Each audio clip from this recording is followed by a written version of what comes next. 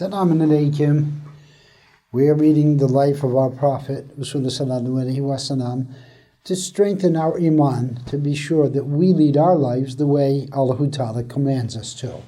Before I continue, I'd like to read again from the book Ethics of Islam. There are 60 major maladies of the spiritual heart. The 9th malady is ostentation, riyā. Riyā means to present something in a manner opposite to its true nature. In short, it means pretension. That is, a person's performing deeds for the next world to impress the idea on others that he is really a pious person with earnest desire of the next world, akhirat, while in fact he really wants to attain his worldly desires and the wealth of this world. In other words, it means to use the religion as a tool to obtain worldly riches or to bring oneself into other people's favor by making a show of one's acts of worship. Let us continue. Rasulullah entreated Allah Ta'ala, asking help.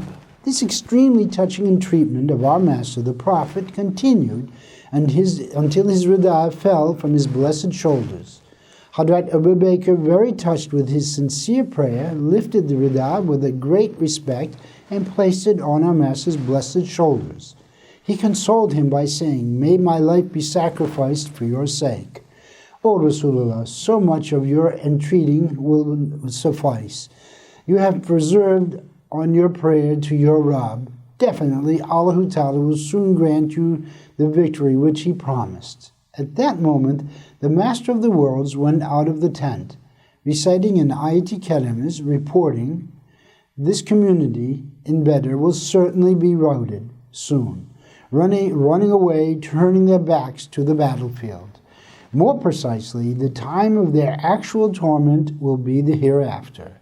The torment of that time is more terrible and grievous." That is Kamir Surah 45 and 46. Our beloved Prophet came to the lead of his army. Then he recited the following ayat kalimas, purporting, "O the believers, when you encounter the community of an enemy, be steadfast and mention the name of Allah Ta'ala often so that you will be freed. Show patience and firmness, because Allah Ta'ala is with those that are patient." Anfal Surah 45 and 46. This would be the first war that would be made against the enemy en masse. The war was about to start. Everybody was extremely aroused. Upon the reciting by our Master Rasulullah of the ayat Karimah, which purports, "Mention the name of Allah Ta'ala often," the companions started to say in unison, "Allahu Akbar, Allahu Akbar," and to entreat Janab Haq to grant them victory. From then on, they were waiting for just one signal from our Master the Prophet.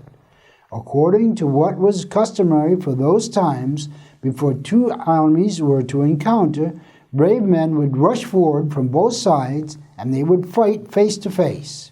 With this combat, the anger and passion of both sides for fighting would increase, and they would be aroused for battle. But Amir bin Khadrami, without abiding by this rule and violating it, shot an arrow towards the Islamic army. The arrow hit Mijah from the Muhajirs, and he attained martyrdom. Thus, his soul ascended to paradise. The Master of the Prophets gave good news for this first martyr by saying, "Mijah is the master of the martyrs." Ashab-i Kiram were unable to contain themselves. However, they could not make even a small move without getting the command of our Master the Prophet. Their hearts were ready to explode like a volcano. Meanwhile, it was seen that 3 persons from the polytheist army sprang forward. They were ferocious enemies of Islam. From the sons of Rabia, Utbah, his brother Shaiba, and his son Walid.